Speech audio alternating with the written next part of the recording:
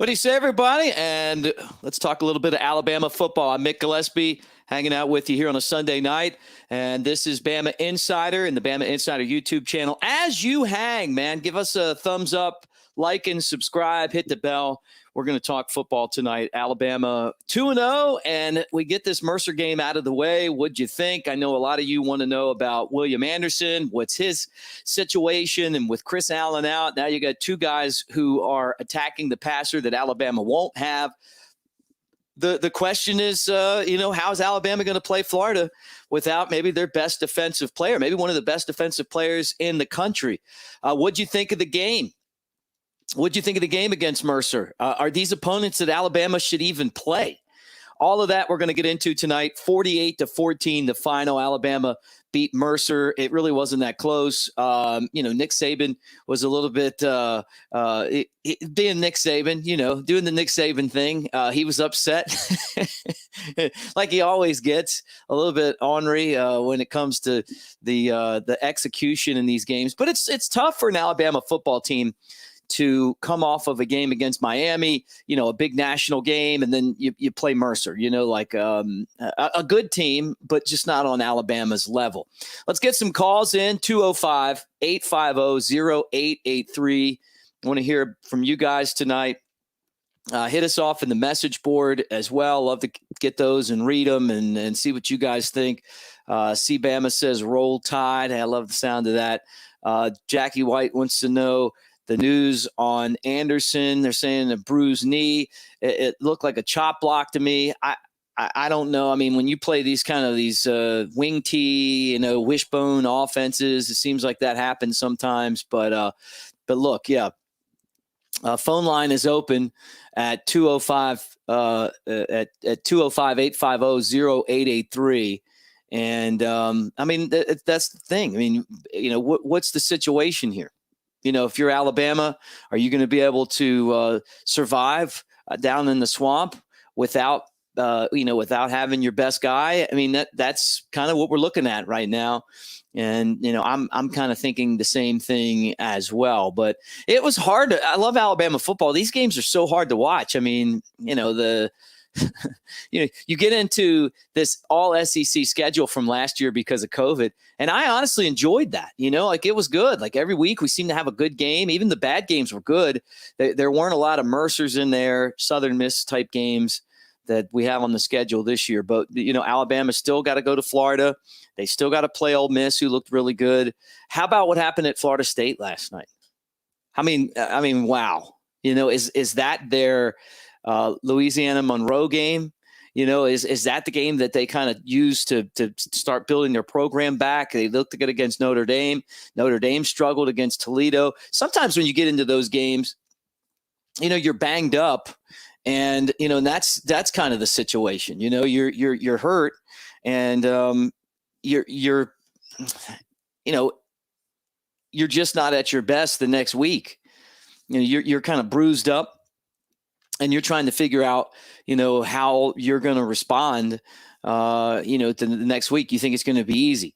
But anyway, look, give us a call, 205-850-0883 as we hang out. And again, on the message board, just so much to talk about tonight with Alabama. It looks like William Anderson, bruised knee, going to be out for weeks. I don't know if it's going to be weeks, if it's going to be a week, if it's going to be, a couple games. I mean, it's hard to tell right now. But for Alabama, that's a big loss because you're already out Chris Allen. But the good thing is that the defense is so deep that they'll be able to kind of figure it out, even if they don't have him. NFL started today. How about Tua against Mac? The Alabama connection. How about Jalen Hurts and Smitty connecting today for a touchdown and a game that was won by the Philadelphia Eagles? So a lot of Alabama connections there. Here's one right now. Says great game between Miami and New England, and that Mac and Tua both showing out for their teams. I love that. I love that. I love seeing these guys do their thing. What about the Cam Newton saga? I mean, how crazy is that? If anyone is, paying attention to that whole deal. Cam Newton got cut, and and I feel like the reason why is exactly the reasons that we really didn't like him that much in the first place as Alabama fans. It didn't seem like he was a good teammate. There's a video of Mac trying to give him a handshake, and he just kind of walks it off, and they released him. So, he kind of talked about that a couple of days ago, and I'm just interested to see exactly how Mac is going to look at quarterback. He looks comfortable. Maybe he's the next Tom Brady. It'd be interesting to see if if he's able to kind of turn it around and lead this team. But want to hear from you guys at 205-850-0883. Look, I get it. No one's really that excited about a game against Mercer, but it sets Alabama up for a showdown with Florida in the Swamp next week. That's going to be really tough. It's always a hard place to play for Alabama. But looking at the numbers for the Crimson Tide against Mercer, Bryce Young, I thought he was fantastic. I mean, he just seems like he is so poised, and he was ready to take the reins. I mean, there's just no other way to say it. 19 of 27, 3 touchdowns, no interceptions. So that's 7 touchdowns and no interceptions on the season so far, and 227 yards. All right, let's go to the phone and get into some conversations. I want to hear what you guys think and talk a little Alabama football. Who's this and where you calling from? Hey, what's up? Roll Tide. This is Christian Ballard with Ballard Sports Media. I'm aspiring sportscaster and YouTuber, and I'm calling from Coleman, Alabama. Hey, Roll Tide, man. I just want to call in. Yeah, Roll Tide, man. Absolutely. I think it was a great win yesterday. It was just, I'm going to tell you, going into the season, first off, I said this, and it wasn't really a jab at the offense, but I just figured if we're winning a championship and being dominant like we always are, I just figured instead of the offense, it would be more on the defensive side. And obviously, that's what we've seen so far in the first 2 games, giving up 14 last week, giving up 10 or whatever it was yesterday. And, I mean, it's been going great for Alabama. And I've just started to see signs of like this old school kind of Nick Saban team. But what's really amazing is not only the offensive talent, but you got to think most of our receivers are pretty much freshmen, and I mean pretty much inexperienced too. And I know you can't say much after beating a team like Mercer. Like, I really don't think we've been put against the test or whatever. Give it a week or two. I know we got Ole Miss and A&M coming up, but this looks like a repeat championship team to me right now. Yeah, I mean, I think that's what a lot of people feel like. I was texting with Kyle Henderson today, part of the BamaInsider crew. Yep. And he's like, man, I mean, he thinks this could be one of the greatest dynasties of all time. I mean, up there with what the Celtics did with Red Auerbach. I don't know. I mean, there's so much football left to be played. Alabama didn't look great in this win, but you know what? They didn't have to. I mean, they won the game going away. You're just worried about the fact that they're playing an offense and a defense that, especially the offense, that you're not going to see a lot. There are different blocking schemes, and all of that stuff. But I feel like that this team definitely is going to be in the mix, which is something that we've expected. What I really like, though, is that you're right. Like, it seems like they've already bought into what Nick Saban wants them to buy into. Oh, absolutely. And I'll say, we haven't even played an SEC game yet.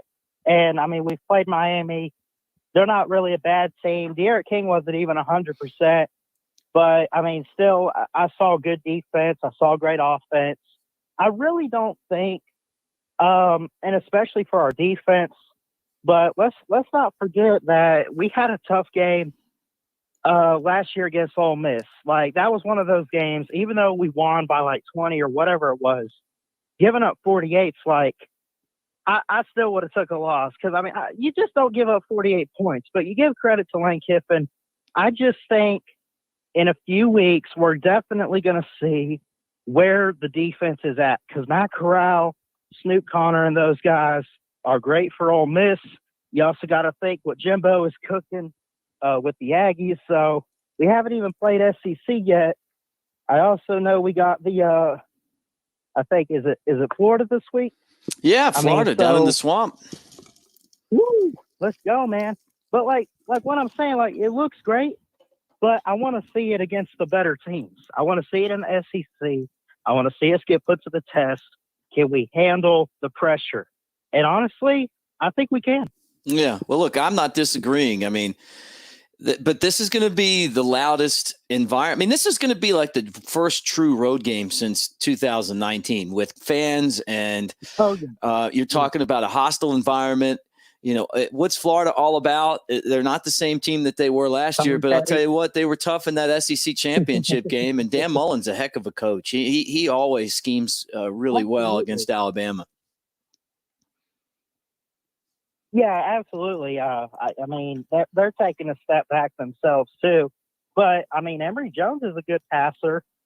They got some weapons. They're a really talented offense, and Dan Mullen has that kind of mindset. If anything, though, I'm not 100% sold on their defense. So, I don't know. Maybe we see a shootout even in that game, not even just Ole Miss. But, again, like you said, man, week 3 coming up this Saturday in the swamp. That might be our first true test. But again, look out in a couple weeks because we got the Aggies and we got the Rebels. But thank you for taking my call. Hope you have a great day and good win, fam. Roll Tide. Roll Tide, man. Good luck with all your sportscasting stuff, man. Stay with it. All right, let's go back to the phone lines again and talk more Alabama football or anything, really. I mean, look, you want to talk about Florida State and that crazy loss and some of the other stuff that happened. Ohio State went down. Who's this and where you calling from? This is Noah calling in from Chicago, Illinois, man. How you guys doing? Roll Tide, baby. Yeah, Roll Tide. We're at in Chicago. Just outside in more south, closer towards Peoria, Illinois. Okay, yeah, I got you. Yep, very familiar. But, just Roll Tide. And I wanted to touch on it. It's going to be a madhouse in the swamp. So I just wanted to hear your take, man. Talk to me a little bit about Florida. Tell me what they're looking like, who you watching out for. You know, just give me your take. Look, I think it's going to be a tough game. You know, Florida's going to be. I think Alabama will be all right. Like, eventually, I think that the Tide will pull away from those guys down there. I don't think they have the horses to beat Alabama, but they've had a two-headed attack at QB, and it's really kind of tough to figure out, you know, exactly who might be under center right now. You know, like Absolutely. Dan Mullen. It's like, you know, he's going to draw up a game plan, even with less talented at Mississippi State. You know, he always gave Alabama a tussle, and a couple of times, you know, that remember the game that Smitty caught his first game-winning touchdown. You know, was heck yeah, when Jalen Hurts let us down the field. Yeah, when Hurts let us down the field. To go in the game. Yep, we put the cowbells to rest, didn't we? The Tide was rolling.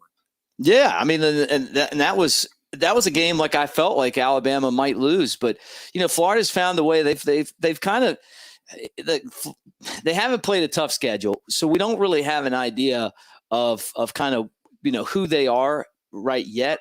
But I'm guessing that we're going to see I think we're going to see an offense that is tough. Now, with the pass rush that Alabama has, you know, I'm figuring that, you know, William Anderson playing makes a big difference, but.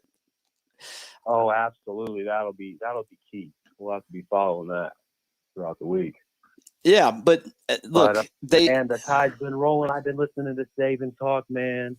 And, you know, what is the word on Billingsley? You know, everyone that's followed the Tide, we know, you know, that dude's a dog, but can he get it figured out between the ears, you know?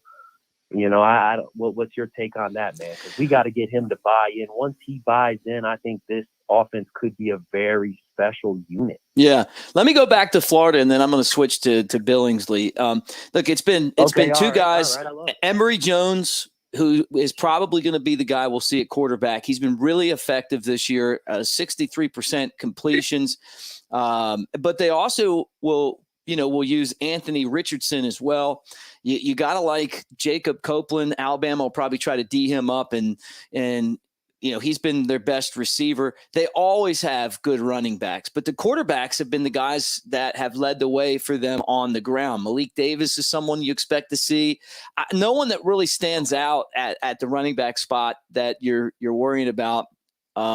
Damian Pierce is back there, but really it's been Emory Jones who has kind of emerged as the star player on the football team. So that's who Alabama's going to try to key in on. I don't feel like this is a Florida team that could beat Alabama if Alabama played their type of game, So yeah, Alabama got to play Alabama. Yeah.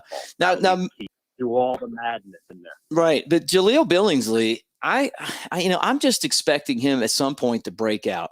Obviously, Nick Saban has not been happy with him. He's made that clear to us. Hey, whatever he did, maybe he was showing up late or something. I don't know. When you're in school, what are the things you have to do, right? You have to show up on time. You have to be attentive, right? You have to show effort. You try to stay out of trouble. I mean, so we don't really know what it is that Nick Saban was upset about, but the fact that he's rode Billingsley so much tells me that he really likes him, because if he didn't, he wouldn't. Right. And as you guys hang out with us, thumbs up and subscribe to the channel. Make sure you hit the bell. Bama Insider. We're here. We do this every single day. We got tomorrow night, Monday night quarterback. Kyle Henderson has a bunch of shows that he puts on, all the Nick Saban press conferences. Andrew Bone will get us updated on recruiting. We'll have Tony Sukalis, who covers the team every day. So we got all that for you right here on the BamaInsider.com YouTube page. Anything else? What are you feeling like that could be Alabama's biggest problem down in Florida besides the crowd? Can we come out and make get that first jab off? Can we come out and stun them before they stun us? Let's put them back, as you said, just kind of bounce on that. Let's get in there and get a pressure early. Let's get a sack. Let's make them feel us. I'd love it if we were kicking off. If we could come out and set the tone on the road at the Swamp, come out, get 3 and out, or maybe only allow 1 first down, set the tone early. Really just getting that first jab off, because, it's a long game. If there's going to be battle, there's going to be controversy, the ups and the downs of college football. But if we can get that first jab off, I love the Tide's chances, man. Can we get them uncomfortable first? Get them playing out of their bodies, trying to catch back up. Maybe make them try to do too much. Let's make them complete some passes. Right. Make them one-dimensional. When Alabama gets ahead and they score early and build a lead, they're really, really hard to beat. They are really hard to beat. And the teams that have beaten Alabama have had great offenses and have been able to keep up, right? I mean, look at the Clemson matchups, with Trevor Lawrence. He was excellent. Deshaun Watson before that. Even the game that the Tigers lost to Alabama with Watson, he was so good. When Ole Miss beat Alabama, they were able to score a lot of points. They caught some breaks in there, but they were able to score points. I don't think Florida's offense is going to be good enough to if Alabama doesn't make mistakes, to move the ball on the Crimson Tide. Mm-hmm. I'm with you, man.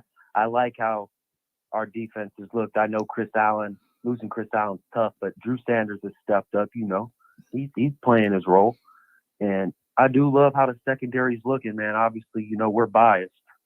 It's Roll Tide all day and night. Doesn't matter, but our secondary is looking pretty good. I like how we're looking on defense. It is turning back the wheels of time. It feels like it's one of those older Saban defenses, Hey, it was great to see. You really see Coach Saban's personality in this group. Yeah, You know look, what I mean? I was, even though Kool-Aid made, he made an error in the game and gave up that, that big touchdown. But besides that, I really like seeing Kool-Aid and those guys get a lot of playing time. This was a great game for Alabama because they got to get so many people experience, including McKinstry, who is someone that I think is going to be a superstar before he gets out of there. But I mean, those guys were just flying around to the football. The defense is, at times it just, you feel sorry for the opposition because Alabama just pressures so much. Absolutely, man. I'm with you. Hey, thanks for taking my call, man. I'm a long time watcher of the show. I love what you guys put out, man, making it possible for the Tide fans all across the country to tune in for regular updates. Your guys' work is much loved, man. I'm gonna get up off here. Roll Tide, man. If you're hearing my voice, man, like and subscribe to this channel. These guys are putting out good content regularly, genuine good football content, man. Hey, I'm gonna thanks. get up out of here. Thanks for having me, man. Roll Tide. Roll Tide, man. Thanks. I really appreciate that.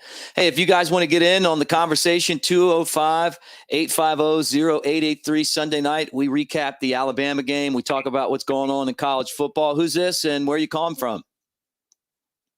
Hey, it's Robert from Mobile. What's up, dude? I just finished watching the battle of the Alabama quarterbacks, and looks like the first round goes to Tua. He needed it the most, so I'm glad. It was like, goodness gracious, you just didn't know who to root for. I was just hoping to, for both quarterbacks to just, pass 200 yards, couple of touchdowns, no interceptions, and just everybody just had a great game. Yeah. And they did. For the most part, everybody did. And Jalen in that number 2 as well. He had an outstanding game also. So the Alabama court QBs this Sundays just showed out for in the NFL. It's a great thing to watch. Yeah. Only bummer is Damian Harris cost the Patriots the game with a fumble, and that's oh dude, I should hate that for him. But as far as court QBs go, everybody did their job and did it quite well. So it's great to see Alabama's QBs especially have such success. That's been in the knock forever against Alabama. They got to knock Alabama somehow. And the QB area was where the critics like to knock Alabama. Well, they can't anymore. Nick Saban has fixed that problem as well as far as QBs in the NFL. He's got some of the best in the NFL right now. He's got the best in every position. It's like it is ridiculous to see all three of those guys starting quarterbacks in the NFL and playing really well. I've got Damian Harris on my fantasy football team, and I hate to hear that he fumbled. I didn't get any of the Alabama quarterbacks, but one of the guys that I talk a lot of fantasy with say, hey man, Jalen Hurts is going to have a big year. I was always worried kind of about Jalen Hurts. Like, is he going to really be able to, to thrive in the NFL? I mean, we know what he can do. And look, he's off to a good start today too. Oh, he had if you go by the numbers, he had the best start of the 3 quarterbacks. Of course, he, played the weakest team one of the weakest teams you could probably play in NFL in Atlanta. But still, I mean, that's an NFL team and the NFL talent. So he performed. So for all 3 of them, he had the best numbers. Mac Jones, of course, with the hit for 2 and Mac had the best numbers, better numbers. But Miami defense maybe slightly better than New England. Enough to, but that fumble by Damian. But still, New England was knocking at the door with a chance to go ahead. But that fumble did him in. So, but, it's right. Mac is definitely going to be the real deal for New England. And that nonsense, so Tua really needed it more. Yeah. Because the nonsense they would talk about with Deshaun Watson, which was absolutely ridiculous. Coming into, they probably want to get Deshaun Watson. Really? Yeah, come on. You need to give that guy a chance. But Tua performed well today, and he led the offense where he needed to. So Miami can definitely do some damage in the NFL with the way things are. Going back to the Alabama game real quick. Nick Saban's concerns were valid in the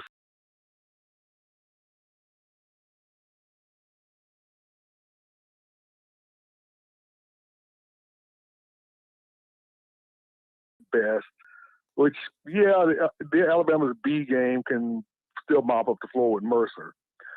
We just don't want to bring the B game against Florida. Okay, now no one beats Alabama's A game. Nobody's A game beats Alabama's A game in college football.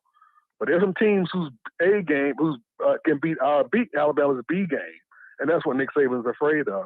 Don't bring the B game against the wrong team. You would like to see the A game every game, but okay, the reality is you're not going to, and Mercer's one of those teams that it's hard to get the A game to get the A game out of the players. Right. But I guess one of Nick Saban's biggest problem I heard him say on this show is, the concerns is that they're too accustomed to winning. They're not appreciating winning as much as they should, and that's a concern he had. As in, okay, you get used to winning, you kind of take it for granted.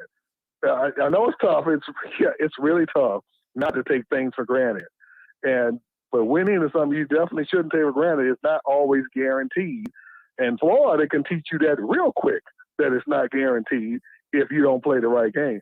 So it's good to get all this out of there. Hopefully they got out of this since with the Mercer game. Will Reichert, okay, great. You got that miss out of your system. We knew it had to happen because no one can stay perfect. We're glad it was against Mercer and in a game and a kick we didn't absolutely have to have. So good, you got out of your system. Now you're good to go for the rest of the season. How about some of the other games last night? Did you see the end of the Florida State, Jacksonville State game? I mean, to lose that game, I mean, it's just incredible to me, and then you start looking around the country. Like, I don't think that Ohio State's loss to Oregon is as big of an upset as, some people might say. I think Oregon's a pretty good football team. They had a lot of opt-outs last year. They got some guys in the transfer portal. They're a good team. And I think that they have a chance to make the college football playoff. We were doing the betting show. I was on there a little bit. And I one of the things that I wrote up and sent in was that, futures bets, just making the college football playoff for Oregon would be a good bet, because I feel like the committee really wants to have those guys in there, just because they've only been in once, and the Pac-12 hasn't really had many teams in there. That win propels them into that spot now where you could see that happen. But Ohio State is, they got beat by an Oregon football team that they look, I think could be a college football playoff contender. But I mean, you look around the country and you start seeing some of these games and the way that they turned out, you realize that Nick Saban is right. I mean, if Alabama doesn't take, Florida or any of these teams seriously, bad things can happen. But for Alabama to lose, I think the team has to have enough to beat them. And I just don't know that Florida has enough to beat them. But, I guess we'll find out pretty soon, right? Well, they can beat they can beat the B game. Florida play their A game and Alabama play their B game, Florida can beat Alabama's B game. And by B game, you throw interceptions, you fumble the ball, you miss assignments on defense, that kind of stuff. You don't want to play that B game against Florida, especially in the swamp. Like you said earlier, is you remember how everybody the lament scene through college football was, well, you could pick the 4 teams going to make the playoff every year. Right. It's always the same 4 teams. I'm looking at the latest ranking. If those top 4 teams don't lose another game, 2 of those predictable 4 teams are not going to make the playoff. Ohio State and Clemson. Right. Because the SEC is almost guaranteed 2 teams in this playoff this year. I mean, it's so close. I mean, it is so to the point where if Alabama and Georgia wins out, the SEC team has 2 teams in the playoff, regardless of what happens in the SEC championship game. They got 2 teams in the playoff. Oklahoma doesn't lose, they're in the playoff. Oregon doesn't lose, or UCLA, they're in the playoff. So Ohio State and Clemson, especially, like I said, Ohio State can get their way back because they almost, but it needs one of those 4 teams to stumble. They're going to need someone from those top 4 teams right now to lose. And that's not to say one of the top 4, because we already know if Alabama and Georgia only lost to each other in the SEC championship game, they're not missing the playoff. Right. So they're going to need Oklahoma and Oregon to lose. So one of those, the usual 4, one of them is not making the playoffs. and there's a good chance 2 of them will not make the playoff. Right. Right. I'm curious about this Pac-12. I mean, like, honestly, like the way that UCLA just, manhandled LSU. And look, I'm not buying into Ed Orgeron anymore. I'm not falling for the trap. I'm not doing it. He had the one good year with Joe Brady, and Joe Brady will probably be the next head coach at LSU. They'll probably throw enough money at him where he'll come back and maybe he can find that same, rekindle the magic again, right? Ed Orgeron isn't rekindling anything because it was never about him, right? He is who we thought he was, and I'm telling you right now that program is in big trouble. And his career there is in big trouble, right? But maybe we're going to look back and UCLA is really good, because they just absolutely, tore apart LSU, who's normally has better athletes than UCLA. And then this Oregon team to go into Ohio State and win the football game. I gotta give them a lot of credit. I didn't think that Ohio State played that poorly. I just thought that Oregon was just better. Yeah, they just played better. They scored one more touchdown. It was fun watching Ohio State fight because they really did fight. I mean, they kept going for it at the end of the game on fourth down and made it interesting. But Oregon did enough to win. They got up early. They kept the attack going, and that was one of the most exciting games of the season. But you're right. You put Oregon could be in there. Georgia's been in the college football playoff, but they weren't there last year. They could be in. And who else? I mean, I don't know, one of those teams from the Pac-12, UCLA or Oregon. Yeah, right now it's Oregon, and of course Alabama, Georgia, Oklahoma, and Oregon, and all four of those teams could run the table and win all their games. And if that happens, there's just no way Ohio State and Oklahoma, Oregon, and Clemson especially. The ACC is garbage. They are not going to help Clemson out at all. Yeah. I went to the Tennessee game for the first half. I was here, and I'm in Tennessee right now, and I'll be back in Alabama tomorrow. But I went to the first half of the Pitt Tennessee game, and I'm watching. And honestly, Tennessee should have won that football game. They just made too many mistakes. They remind me of Alabama when Mike Dubose was coaching, somewhere in there, they got some memories. Yeah, you remember those days. And they had an opportunity to put Pitt out in the first quarter. They couldn't do it. And I'm thinking now, if Pitt is one of your best teams, and they barely won, right, against a Tennessee team that has absolutely zero depth. They got nothing on the lines past their starters. They're good. They can line up against anyone, but when you start getting into injuries or guys that need to get a rest, they don't have anything. And Tennessee should have beat them. And then you switch gears, and I watched that Mississippi State against NC State game, and that wasn't even a game. And I thought NC State would have a chance to contend in that league, and I was so wrong. Yeah, I mean, and now Mississippi State is probably the hardest team to handicap because you just never know if they're going to be prepared or not week to week, right? But they were ready to go. Yeah, I would have lost money on it if I trusted either of those teams. Because and then another team hard to handicap right now is Stanford. Goodness gracious! I did place a bet on that one. Seriously, you lose to a low rent team the week before, but you come back and beat USC, and it was a 17-point spread for USC, and Stanford beat them by 17 points. I know. Goodness gracious! How do you figure out college football? And that's why I love it. But that USC program. I mean, look, Helton is the coach of that team. No good, just no good. It's just you don't know ever what they're gonna do, and it's USC. I mean, I couldn't believe that one. I thought, well, maybe USC. Nope. Who knows? No. And of course, Arkansas and Texas. Wow, that was really shocking. Arkansas, you struggle with Rice and you destroy Texas? Man. What? The math is not adding up. My computer can't calculate that. How do you figure this? I was watching that too, flipping back and forth, and I'm like, okay, this is where Texas starts to tackle. This is where Texas slows down. Arkansas just ran right over them. And I don't understand that rivalry. Everybody tells me that this goes way back. It goes way back to the old Southwest Conference and all this and that. Look, I believe that. Okay, I definitely believe that. But for whatever reason, Arkansas, when they play Texas, they just bring their A game, and they dismantled Texas. Poor Sark, he's got a lot of work to do there, and they think they're going to come in the SEC.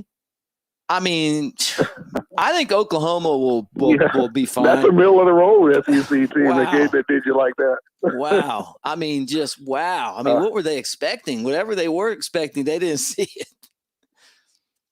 Yeah, this week it's gonna be week in and week out, Texas. You realize that, and you're not gonna get in many breaks either. Right? The next team gonna be able to do the same thing to you in the SEC. But yeah, I was definitely a great win, even though Alabama still didn't do their job, and Nick Saban's happy because he has something to fuss about. He's happiest when he can fuss at the team and to show them tape of them not just lighting everything up. Right. So now he's got tape. He can teach. He can show them things, and he can complain. And without it going in one ear and out the other, they'll have to actually listen. Hey, I got tape to show you. It wasn't as good. It wasn't that good. So he's as happy as he can be. Yeah, I know. That's what I was texting Kyle today. Watching the press conferences, which all of you guys can do right here, and most of you do. You know that we post all of the press conferences right here on the BamaInsider YouTube channel, and I watch them. And and nothing makes me laugh harder than when Nick Saban gets mad. And I'm not laughing at him. I'm just laughing because I wouldn't want to be on the wrong end of that. And I just totally get it, man. He's a perfectionist, and he is going to get the best out of these guys by just never accepting anything but their best. Oh yeah, and it's right. So yeah, and he gets to do what he loves to do best, which is teach. That's why he's still doing this. He loves to teach. he loves to show these players, build and develop players. That's why he still people ask, well, you done everything? You won everything. Why are you still doing it? Because that's what he gets to do. He gets to teach and develop players, and that's what he loves to do the most. So there you go. He's happy as a clam right now as far as the team not performing well, and now he gets to teach them things. And now they'll maybe listen to him more. Yep. They'll be paying attention. Hey, man, I'll let somebody else call. Hey, great to hear from you, Robert. Roll Tide, my friend. Hey, buddy. Call next week. Great caller there. Look, we're going right back to the phone lines, 205-850-0883. It's so great to hear from you guys and talk football. I'm going to get to all the calls that are on the line, so stick with us here as we hang out on a Sunday night and talk Alabama football. Who's this and where you calling from? Chris from Birmingham, Alabama. Well, how's it going? How's it going, man? It's been a while since I've been on the line. I just want to get my little game balls and a review of my future. How I see the future going for the good boys. Let's see. Game balls go to. I want to say game balls go to. I guess the part of the offense. I want to say the skills positions because they gave the barriers to them and then picked it up later on in the game. So they finally made the adjustments. Secondary game ball has to really go to the backs. Go to the DBs, man. They essentially Kool-Aid putting some work. I really like what I'm seeing from Jalen Milroe because the future is bright right there. I'll say that much because he gets that ball. He's looking to get some yards. Hey, he can run it. Let's see. For our special teams, Will Reichert for the second week in a row, he's got to get it. The man, he broke a streak, but he's still honestly still pretty good for what he's doing. I mean, it honestly feels relaxing as a mug to see any semblance of a good field goal kicker. Right. Especially with us. Let's see. Issues I have, really. Coach said all week long. He kind of showed yesterday. Complacency, and you can't get complacent. Doesn't matter who's across the field from you, who's on the schedule. You can be beat any given day.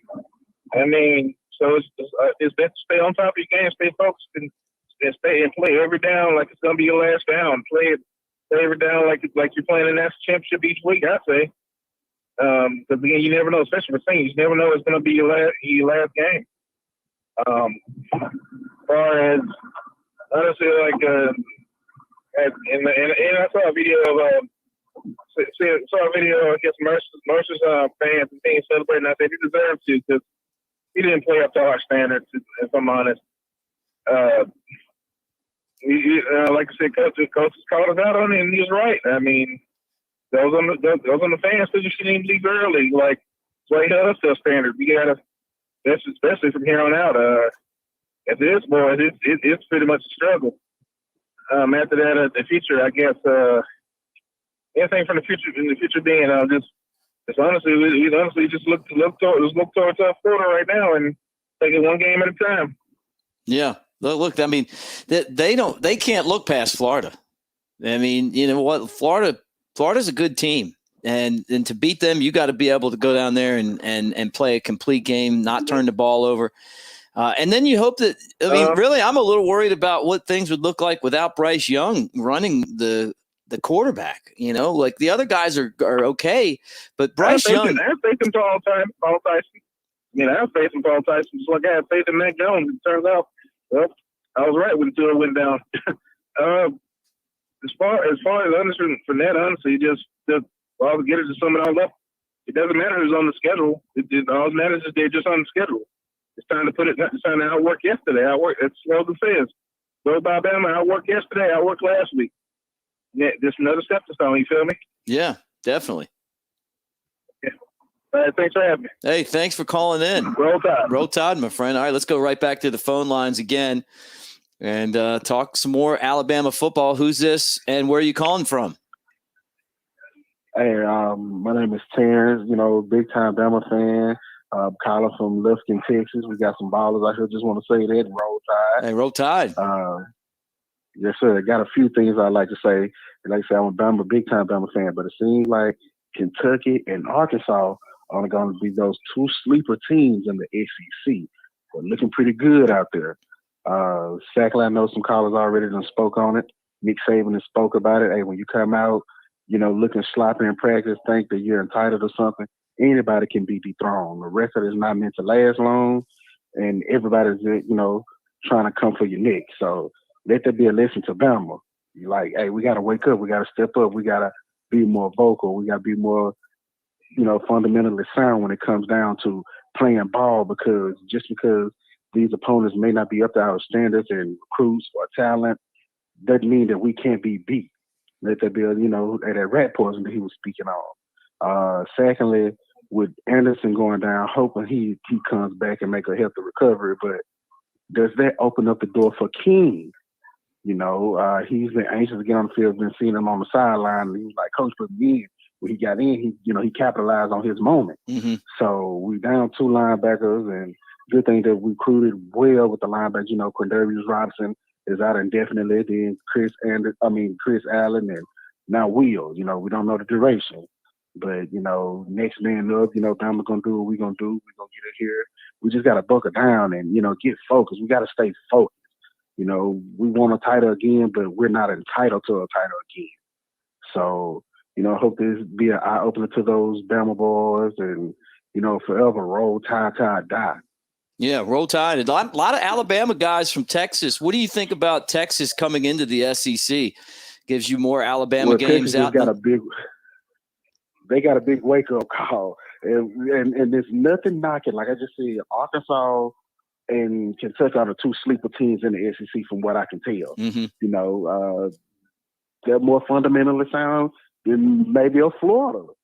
but they look just that good.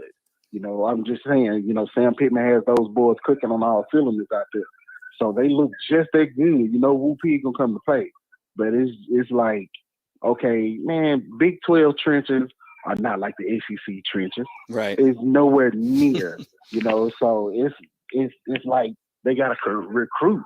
You know, like we recruit. The South is different, you know. Yeah. You know, I mean, our boys, you know, across the board, you know, they're gonna be, you know, from 6'5", 6'6", 6'7", 310, 315 range, and they're gonna play down and dirty. You know, I mean, a lot of those D linemen and O lineman recruits that Texas pull in, they from up north. It's different when you're playing down in the South. It's a whole lot different, you know. So, and also I know we've seen a little thing when it says, you know, Alabama best D line. Hey, I love the Terminator, Mr. Anderson. It's a beast, but Byron Young is looking like a young Jonathan Allen out there the way he is throwing people around. Yeah. Pay attention to the games. He's balling. He's putting on a show. So hopefully with the help of LeBron Ray, you know, Byron Young, Cy Mathis, you know, some of these guys come on and, you know, start clicking, but we need that leadership camaraderie if we want to do a repeat. We need that, you know. The secondary did good. Daniel Wright is like a hit and a miss. It's like he can make a good play, but then he will crap up a game. It's like, dude, what are you doing? Right. There was, yeah, and I saw that it was like either him or Kool-Aid on that one touchdown play. You know, it's hard to tell, man. You know, like because you never know where someone's supposed to be. You just see a guy running down the middle of the field catching the touchdown, and two guys look at each other. I sat with Mike Johnson for the national championship when the first one against Clemson. And, you know, you just like watching the game with him. I'm like, hey, look, and then he's like, yeah, but if this guy does this, then that would have seen, you know, so I'm definitely not an expert like he is. You know, it's a different game there. All you know is you just look up and you see a guy running down the middle of the field with Mercer, and you're like, is this guy really going to catch a touchdown on our defense? Yes. As a matter of fact, he is. It's crazy. And one more thing, like the O-line, look, we have too much talent. We talking about the trenches. We have too much talent to let teams like Mercer get hits off on Byron. Like Chris Owen, come on, man, you can't have lazy feet. We you know, we're known for having that offensive line. We can't have lazy feet and sacrificing our quarterback like that. Yes, he's a dual threat guy. He can make plays with his feet and his arm. But we can't have people teeing off on him like that. We have to block more efficiently. We have to block it's the Bama standard, like the Bama standard. Yeah. We have to lock in. Like, they can't be teeing off. Bryce is a good player, great player, awesome player. But we still got to keep in mind, you know, 5'11", 6 foot, roughly 195-ish.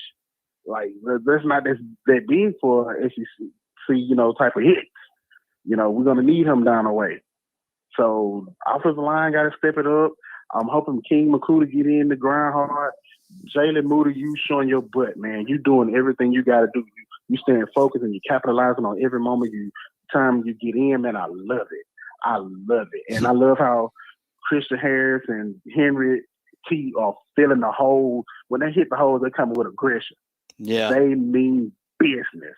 So I'm loving how they fill in the holes. The communication is there. It don't seem like it's a, you know, what do you call it? You know, a power struggle between the two, which is awesome because, you know, sometimes when you get there, you know, you may get a little diva mentality. You don't have that with Bama. Right. And for the most part, the defense is doing what they're supposed to do.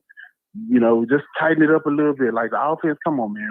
We can't come out lackluster like that. Right. We're better than that. We can't come out, you know, anybody can be beat. You know, when you have the crown for so long, somebody is gunning for They you. want it. You know? Yeah. Yeah. So and smaller schools feel like, hey, they deserve. And when a team feel like they deserve, they're gonna play like they deserve. You know? So that's just, you know, something that I just wanted to say, you know, shout out to, you know, the whole Bama Nation, roll tide, roll forever, you know. gonna let you go ahead to the next caller. Thank for you. taking my Roll call. Tide. Roll Tide from Texas. All right. Back to the phone lines again at 205-850-0883. Appreciate all of you guys hanging out, making comments in the comment section. Give me your take on the game. Right here on the Bama Insider YouTube channel. Thumbs up and subscribe. The way that you say Roll Tide here is by giving us a thumbs up. Hit the bell as well, and you'll know when we come back on, when we've got different programs. Kyle Henderson, Best in the Business. You got Andrew Bone, the recruiting guru, Tony Sukalis, Trey Yanity, the entire crew. We're constantly throwing out content on here, including my show tomorrow night. It'll be Monday Night Quarterback at 6 Central. So, all right, who's this and where are you calling from? Hey there. My name is Paul. I'm in Tempe, Arizona. Well, how's it going? It's going well, man. I'm feeling really good as a Bama fan. I know Coach probably isn't listening, so I'm going to go ahead and indulge in looking ahead to next week and scoreboard talk a little bit. I just got to say, I feel like for the first time in at least 3 or 4 years, we seem completely healthy at all three levels. And I know we had some recent injury challenges, but I'm really looking forward to next week. Looking forward to giving a chance to contain Florida's quarterback, who seems pretty one-dimensional. So overall, I think we probably have a chance to cover the spread. I'm looking forward to, taking advantage of that. And I'm curious about your thoughts. I see right now they're looking at 14 and a half is what I'm seeing. Wow. What are your thoughts on that? Yeah, I mean, look, it's crazy. First off, I love Tempe.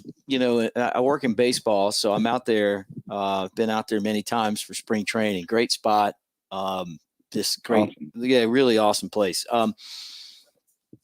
It's like I'm when it comes to gambling, give me the home dog. I like the home dog. But the problem with Alabama is they're just so good, right? They're kind of like next level. I mean, like, who would have thought? I got 22 points on the Miami game, and I thought, well, Alabama's going to win. I figured they'd win 17, 18 points. That's where the spread was. And then in the casino in Philadelphia, Mississippi, it was all the way up to 22. It's different lines because, they set their own lines there, and I still lost. So, 14 for Florida. I mean, to lose at home by 14, that's a lot of points, right? But what I think could happen is, you're right. They are very one-dimensional, Florida, right? And Emory Jones is going to be their quarterback. I'm still trying to figure out how good of a passer he is, right? He's throwing at a 63% rate, but he's thrown 4 interceptions already, 2 touchdowns and 4 interceptions. They bring in Anthony Richardson, and he doesn't throw the ball as well, but he's thrown 2 touchdowns and no picks. If you throw interceptions and turn the football over in that game against Alabama, you're not going to win. And it could get really, really ugly. It's a big game for Dan Mullen. I'm not sure why, but I get the feeling that Dan Mullen is under the microscope at Florida. Yeah, they went to the SEC championship game last year and lost. They had a really good team, and they played Alabama as well as anyone the entire season. But it doesn't feel like he gets a lot of credit for that. And I'm not really sure why. I guess that their expectations are a lot like ours here for Alabama. And Florida has won some titles in my day. Steve Spurrier won one, and then Urban Meyer won 2. But they're not. I don't think they're on that championship level yet. The guy that I have on the screen right here, McClendon, he's so good. I think the more of him we see, the better the offense is going to be. What I saw yesterday did not look that hot against a South Florida team that I do not think is nearly as good as it had been in years past. So I don't know. For my limited experience, I think I'm going to bet on, even if I think I might hopefully wait till it's under 14, but who knows? Anyway, Roll Tide, man. Hey, thanks for calling in. Love what you do. Yeah, appreciate it. What's the weather like out there right now in Tempe? It's really disgusting. Like 105 and humid. and humid right now. See, we would be out there in like February and March, and and it'd be perfect, and everybody would say, "Yeah, well, you come back in 2 months, and it's so hot." So, hey, thanks for calling in. Roll Tide, my friend. Exactly, third monsoon right now. Yeah, take care, guys. Roll Tide. All right, let's take another call here as you hang out with us, 205-850-0883.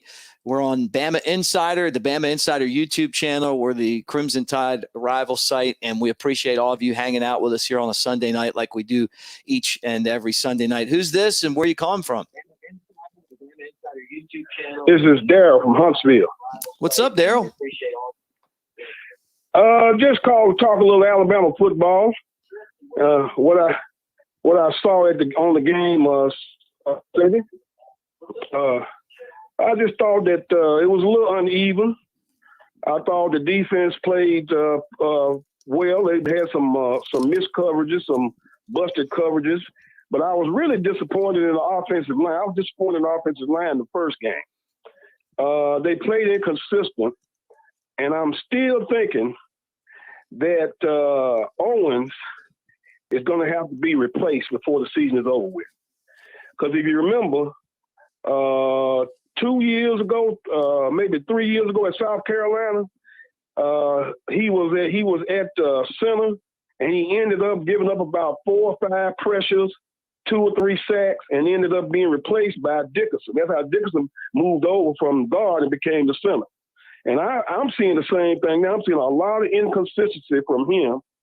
And I haven't really seen enough killer instinct from Evans, from the left tackle yet. I know he's got the ability, but I think right now that they are a work in progress. And I believe that one of the freshmen, most likely J.C. Latham, will be starting before it's all said and done. Hey, who knows? I mean, you're right. I mean, it could be, the Brockermeyers, maybe them too. There's no telling. I don't know enough about the offensive line and watching the offensive line to understand, who's doing their job and who's not. But look, if there's penetration in the backfield and someone isn't performing up to Nick Saban's standard, he'll make the move. And he'll put one of these other young guys in, and he'll know when it's time to move these guys from standing on the sideline to putting them in the game. And having amazing talent like Alabama does, it really helps you, because if you're in a position and you're not playing well, then somebody else is going to be there. Well, I agree with that. Now, also on our wide receiver, I know we got some talented guys, but I just don't see Mechie as a number one dominant receiver. I see him more as a possession receiver. I mean, he's the guy that you want to go to on third down to get that 3rd and 5, because he's going to run the correct route. He's going to be exactly where you there. If your quarterback takes a 3-step drop and his heel hits the ground, well, he's going to be there when you let the ball go. But I don't really think we have a dominant number one receiver right now. What's your thought on that? Well, I'll tell you this right now. I love the fact that, and I give Bryce so much credit, because he spreads the football out. I mean, you look at the passes. It's not like Amari Cooper's catching 90% of the passes. Earl, 7 catches, 85 yards. You talked about Mechie being a possession guy, 5 catches, 70 yards. He's been really consistent. Williams caught the ball 3 times. Holden got a couple catches. McClellan out of the backfield. Bolden and Robinson also as well. But you turn around and it's like it's not just 1 or 2 guys. I think that has to do with the quarterback spot. I'm wondering, where some of these other guys are. You expected Baker to eventually be a threat. Yeah. I don't know where he's at. I mean, I know he can do it, but we're just not seeing it yet. So I think that it's hard to defend a team that spreads the football out like Bryce Young. Bryce Young, to me, is he's just so mature and so poised. I did not expect him to make this jump after watching him get in last year, but give him credit. I mean, he is just well. I think if we're honest, we all expected him to fail at some level because of his height and because of the fact that he looked a little rocky at times when he got in last year. But I think he's going to be they can get everything worked out.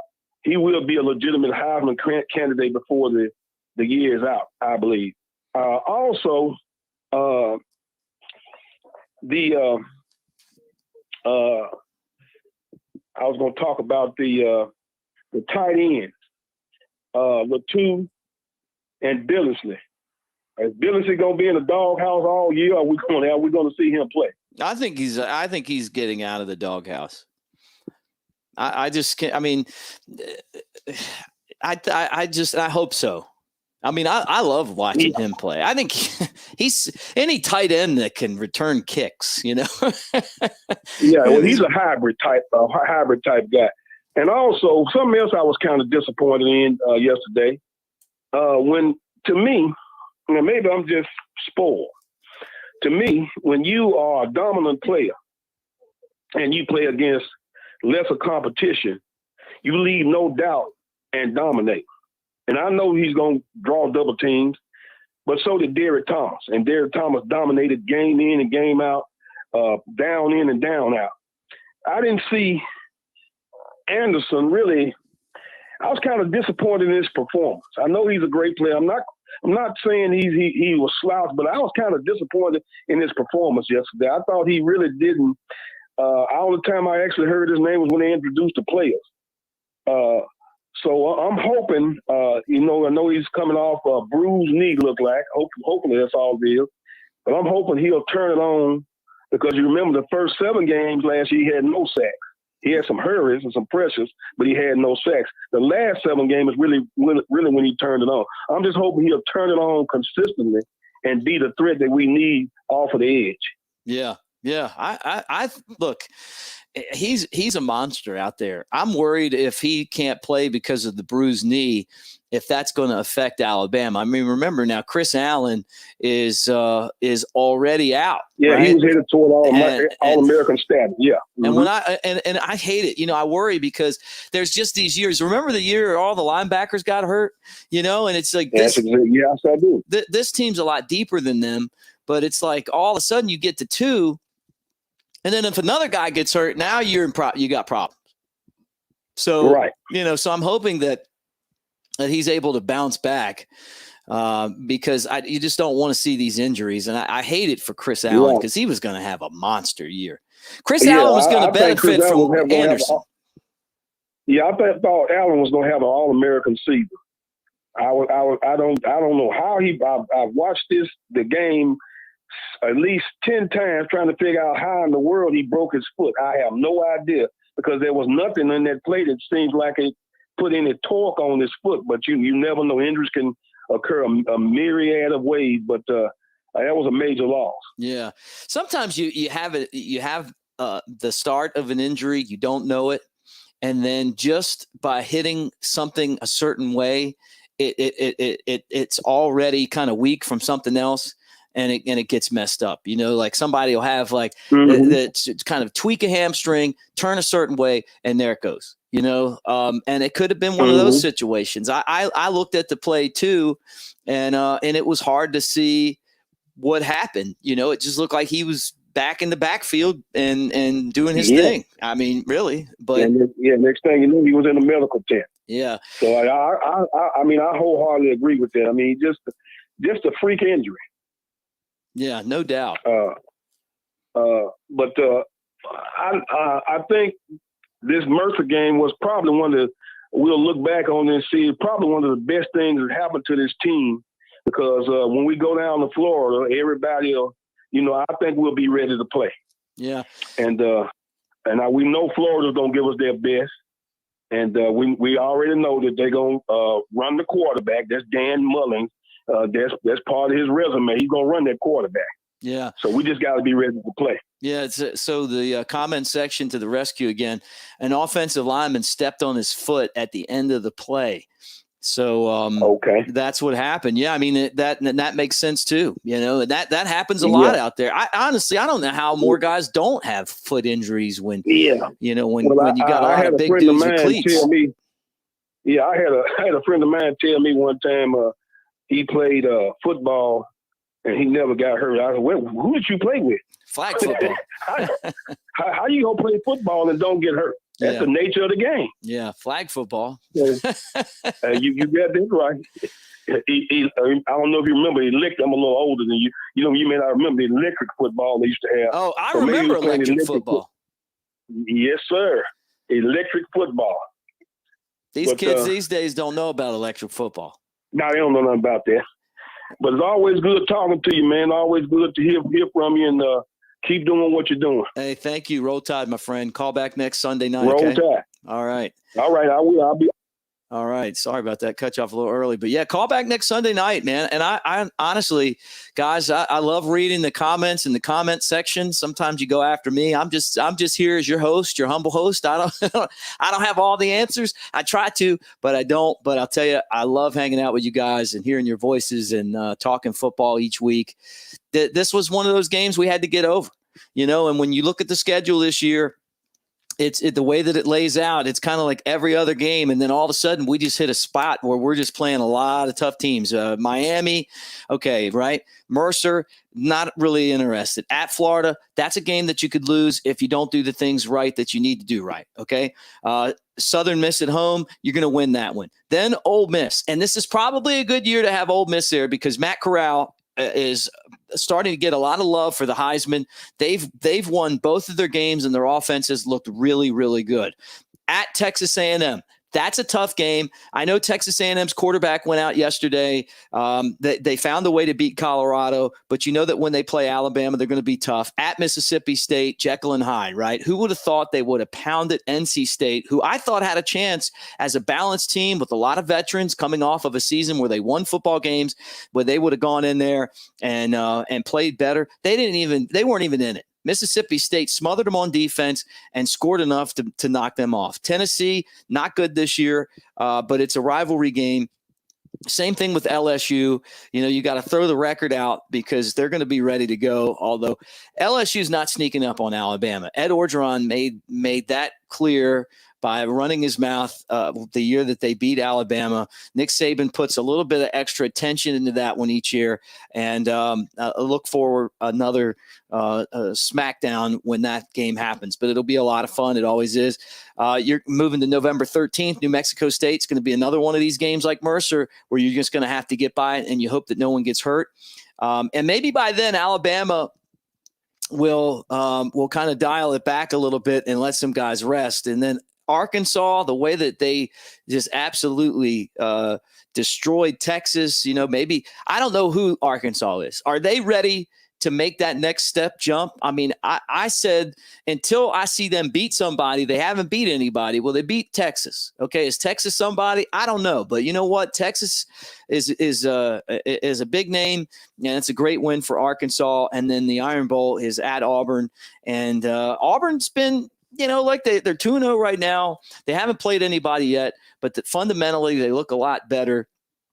And, and they're going to be tough. So the schedule this year is the schedule. Let's talk last year's schedule. The SEC at Missouri, Texas A&M, at Ole Miss, no fans. Georgia, at Tennessee, Mississippi State, Kentucky, Auburn, LSU, and Arkansas, right? I think this year's schedule is a lot tougher. And I think going to Florida and playing in the swamp and kind of having this game right now is a great opportunity for this football team to kind of measure and see where they're at. But the problem that Florida has is if they turn the football over like they've been turning the football over, they're not going to beat Alabama. They don't have Kyle Trask this year, and they don't have Kyle Pitts, and they don't, they're going to have to hold on to the football and be able to run on Alabama and throw the ball. If they become one-dimensional, Alabama could easily cover 14. So anyway, guys, look, great talking to all of you guys. Had a lot of fun tonight. We're going to do this again every Sunday night. Next Sunday, we'll be talking about the results from the Florida game. I want to hear from you. Get the calls in. We'll talk.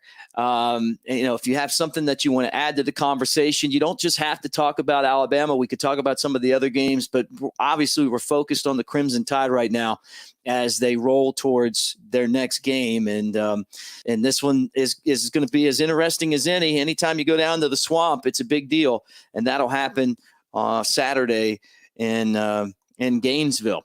All right, tomorrow, Monday night quarterback Andrew Bone and Tony Tsoukalis will join me. That's scheduled for 6 o'clock. We'll get Bone to give us an update on recruiting, see how Alabama is. The visitors that were at the game on Saturday, it wasn't going to be a huge weekend for visitors, but there were some visitors there. We'll find out who those guys were and how things are going there.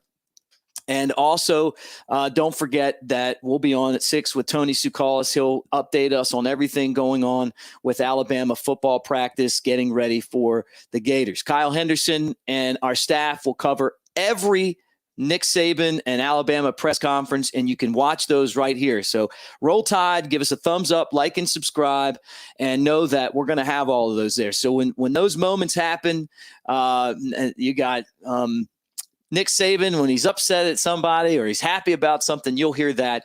And, when the players talk, we'll put those up there as well. And then big weeks, we can go and get the other team as well, because we know that you guys care about that. Love all of you guys. Can't tell you enough how much I appreciate you for being part of this show.